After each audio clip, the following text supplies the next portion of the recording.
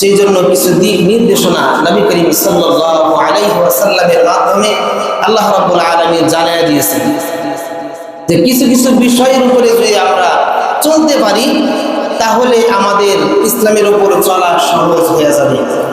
তার মধ্যে এক নাম্বার হলো যে আমরা প্রত্যেকটি ভালো কাজ যখন শুরু করব বিসমিল্লাহির রহমানির রহিম বলে কি করব, আমরা শুরু করব।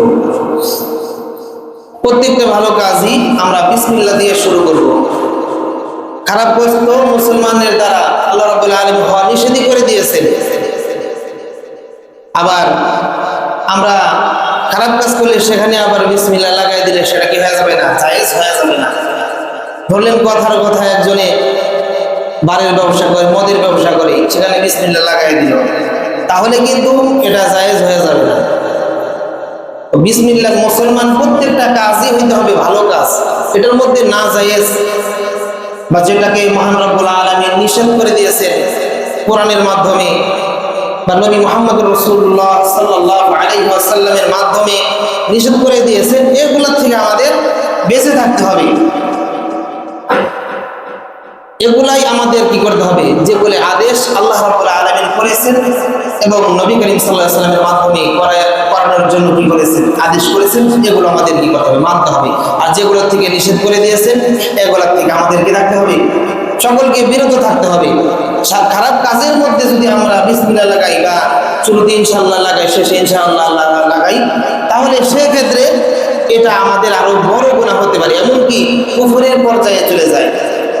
আমাদের দেশে বা বিভিন্ন জায়গায় তো এরকমও আছে যে হলের মধ্যে একটি কি আসবে, মানে সিনেমা আসবে, ছবি আসবে, সেক্ষেত্রেও ওনারা ইনশাআল্লাহ বলে যে ইনশাআল্লাহ ছবিটা ঈদের মধ্যে ভালো চলবে। মানে এই সমস্ত জায়গার মধ্যে এই সমস্ত কথা লাগানো এটা আরো বড় গুনাহ।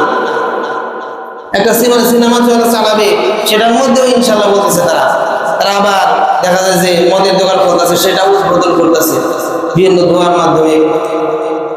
এগুলার ক্ষেত্রে আল্লাহ রাব্বুল আলামিন রাসূল সাল্লাল্লাহু আলাইহি ওয়াসাল্লামের মাধ্যমে কি করেছেন, পরিপূর্ণভাবে নিষেধ করে দিয়েছেন।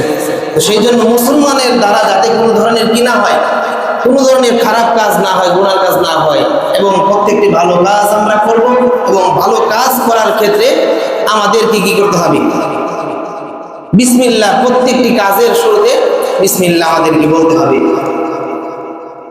এই বিসমিল্লাহটা আল্লাহ রাব্বুল আলামিন কোরআনুল কারীমের মধ্যে প্রত্যেকটি সূরার শুরু দিয়ে কি করে দিয়েছেন, বলে দিয়েছেন। আল্লাহ রাব্বুল আলামিন নিজেই বিসমিল্লাহ দিয়ে কি করেছেন, শুরু করেছেন।